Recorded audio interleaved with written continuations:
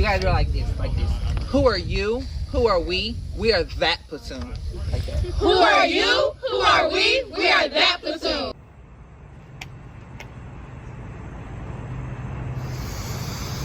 Well, boys, we're cooked. We are cooked. Are they doing little TikTok dances and shit too? You know what? That was you tonight. Stop. They're doing it. Send them to the front of the line. Has Putin seen this? What the hell are they gonna do? We are cooked. We're cooked. Whew, man. Our military doesn't look like it's going in the right direction. So, welcome to Dino Reacts, the channel where we try to take our ignorance up to excellence. Today, I have a clip and we're gonna look at the state of the US military today and why they're having problems with recruiting. If that previous clip didn't give you an inclination, we're not getting our strongest. It looks like they're turning the military into a party, which that shouldn't be. This is life and death, kids. So let's get into this clip. And as always, let's get after it.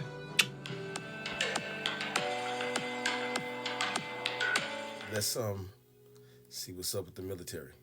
Are becoming the norm. In place of long lines filled with would-be soldiers, idle recruiters stand, waiting for candidates that won't likely show up if recent numbers are anything to go by.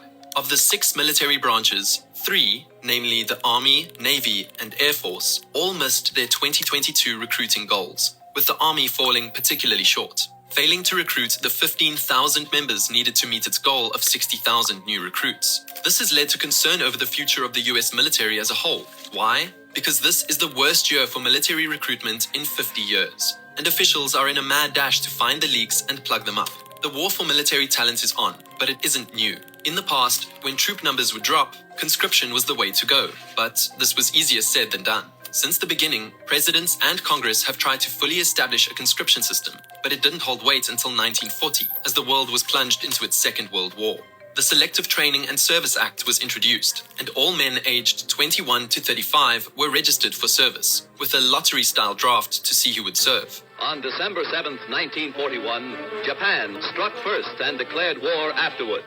After the Pearl Harbor attacks of 1941, President Truman, along with Congress, lowered the service age from 21 to 18, and swapped the lottery in favor of deployment based on age, with the oldest going first. Forced service popped up again during the 1948 phase of the Cold War, and again during the Korean War. Then came the passionately protested Vietnam War drafts in the 60s, and by the end of the decade, President Nixon had brought back the draft lottery.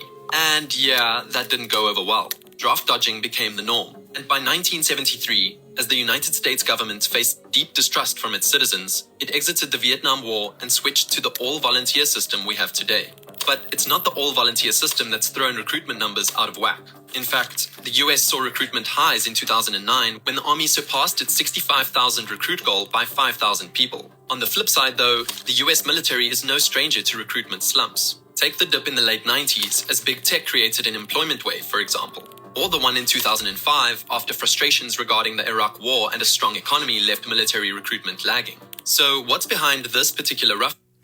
That military recruit increase in 2009 happened, as of course, after Barack Obama got president, because it did see a very high influence of people, of men of color, deciding at that point that if they could make up the president black, then the country is for him. So they flooded into, especially with blacks and Latinos, that flooded into the military service because they were really, really happy about the country making that decision.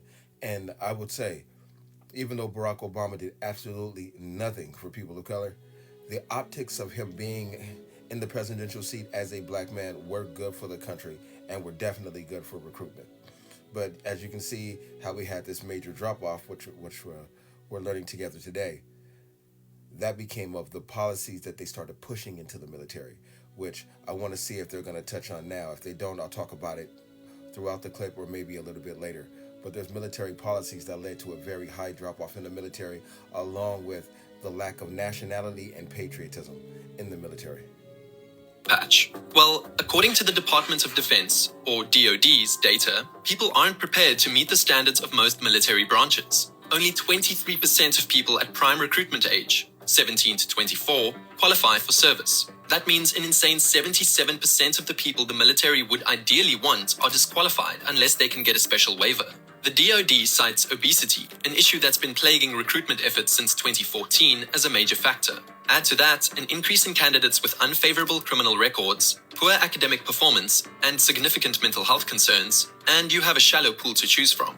But that's just the tip of the iceberg. Of the qualified candidates, only 9% would consider joining the military. This brings me to the second biggest reason: fear. War is scary, and with the information revolution, we all have a closer glimpse of just how brutal it can be. 57% of those surveyed by the DoD stated that they were scared of manifesting mental and emotional problems during and after service. The numbers revealed a significant hesitance to risk one's life and then come home and deal with the complexities that follow. I mean, it's no secret that the US's history of handling its veterans is complicated and riddled with disappointments. Well, okay, maybe a lot of people would not want to hear this, but I'm going to just speak from the conversations that I've seen with the men that I've been active with in life.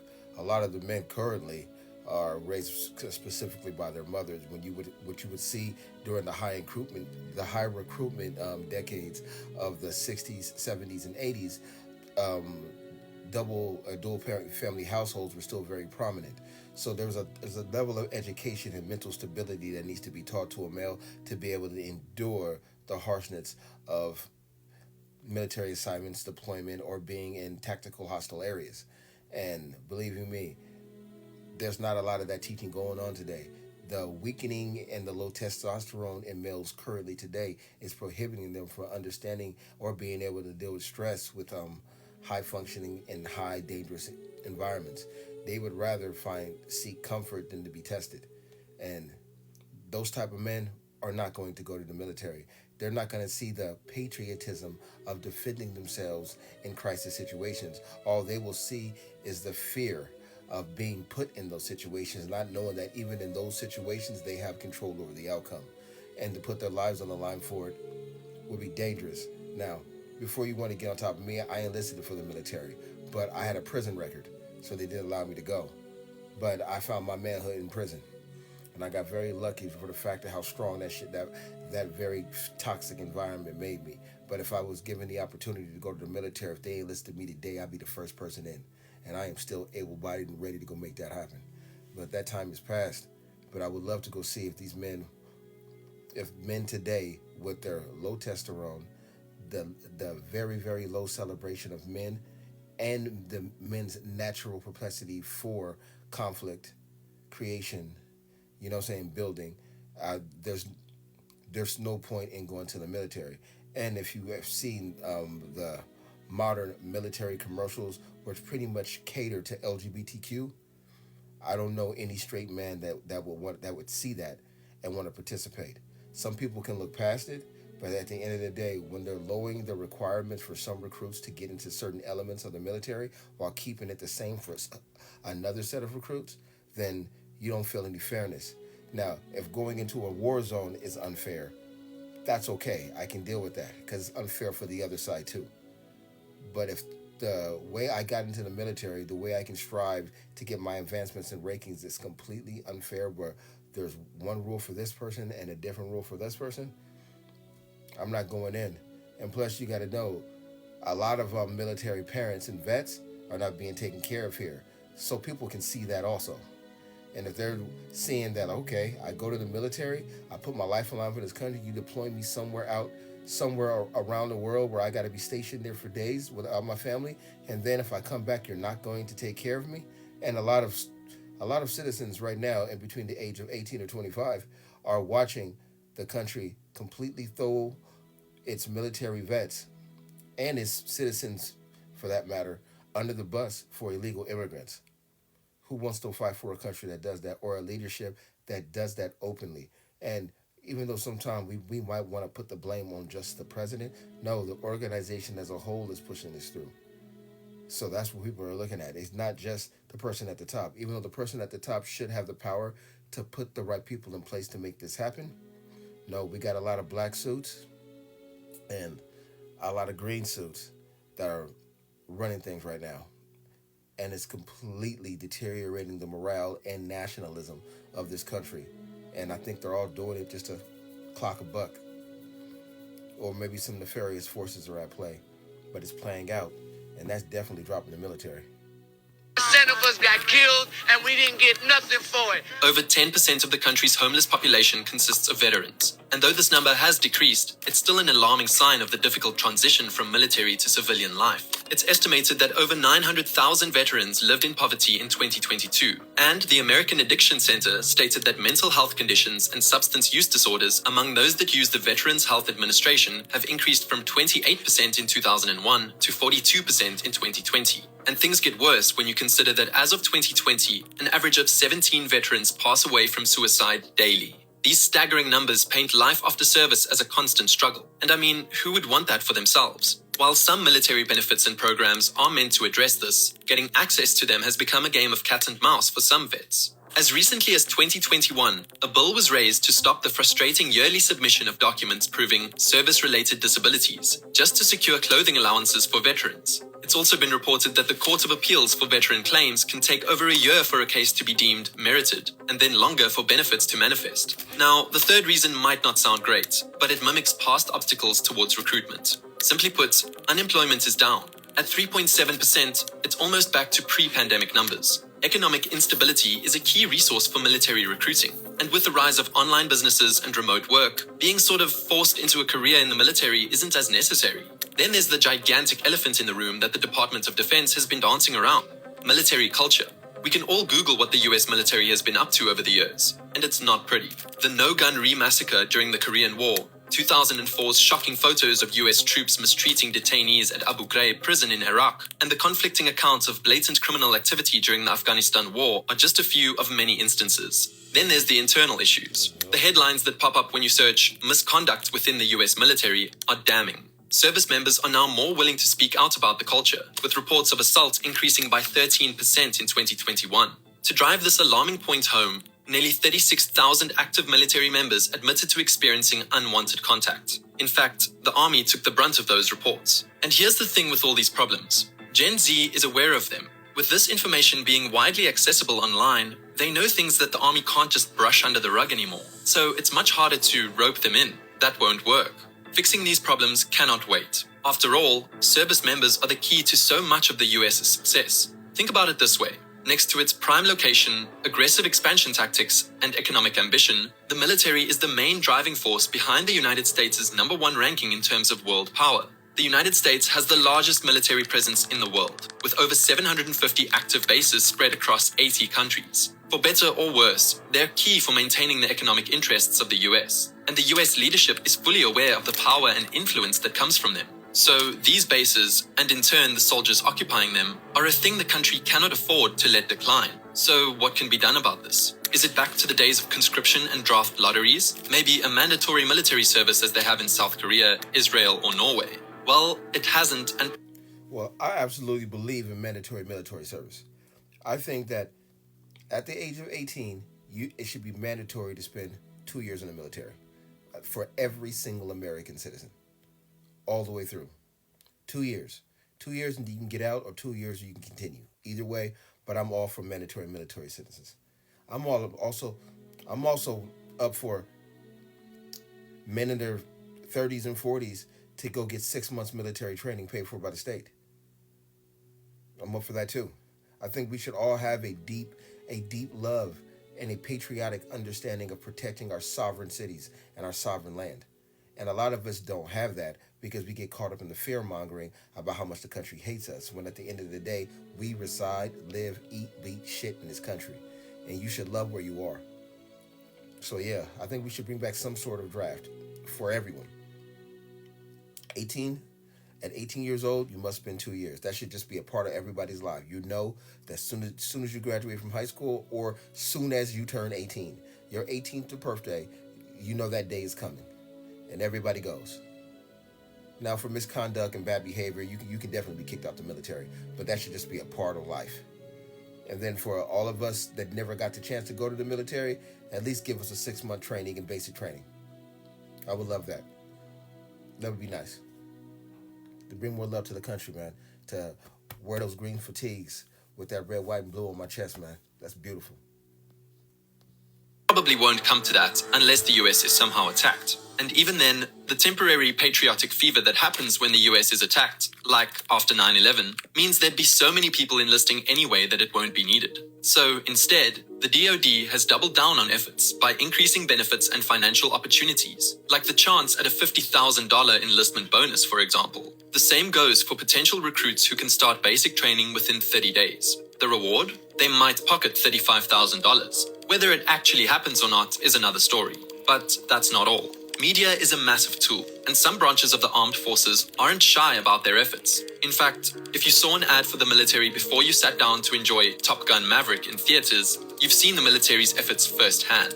It worked during the original Top Gun in 1986, when Navy recruitment temporarily rose by 8% following its release. And there's also the video game industry that also makes war look exciting, instead of like hard work with crushing boredom or painful PTSD, injury, and death, depending on where you're deployed. But media can be a double-edged sword. Take, for example, the Twitch debacle. Yes, the Army and Navy are on Twitch, and they are heavily involved with military-themed online streaming. Both branches would showcase active duty service members playing games like Call of Duty and fighter jet simulations, while promoting their respective branches, like a sort of recruitment drive.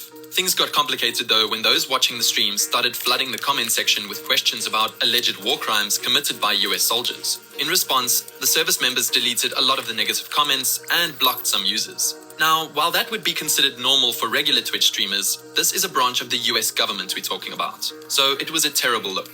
In the end, the live streams were put on hold, and it definitely did not convince people to join, but rather probably not to. Beyond the advertising though, some recruitment centers have waived previous deal breakers like neck tattoos. The Army even tried waiving high school diplomas as a requirement, but quickly scrapped that after the backlash, while the Navy increased its service recruitment age to 41, the national cutoff, and eased up its test standards for the Armed Forces Qualification Test, allowing below-average testers to continue the recruitment process. The same decisions were made with the Army in 2008, which led to a temporary boom the following year. Keyword, temporary. This proves that while adjusting standards might work in the short term, long-lasting change requires much more. Then again, some of this issue might just be a sign of the times.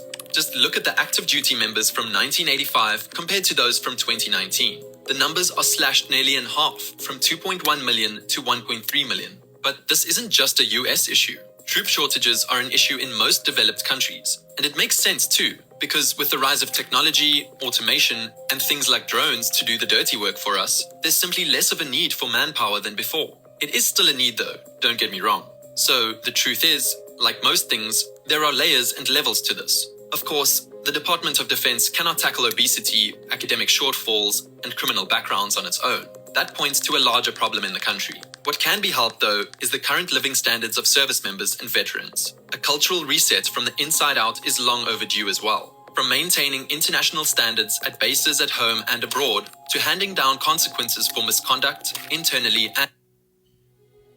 Right. What I would say is, I think military service should be mandatory for everybody in the United States. I think and this is just me riffing and giving my ideas, that you go in at 18, they immediately give you $35,000 after you finish basic training. I'm saying along with the your military paycheck going through there, you give you $35,000. That way you come out a prepared, war-ready citizen with a little bit of money to start your life, and then you can decide to take that money to go into trades, go into college. That way they'll go into college they may be in crew debt if they want to go into more graduate courses, but at least have some money to start. And if you want to go into trade schools, you will be able to completely use that money to start your trade business itself. So I absolutely think that would be a great plan for America as a whole. If not sending our boys and our girls to war, just to have the entire country always war ready. You accomplish that with our first, second, and third amendments, then we would be the most prepared and strong country in the world if we just made those practices.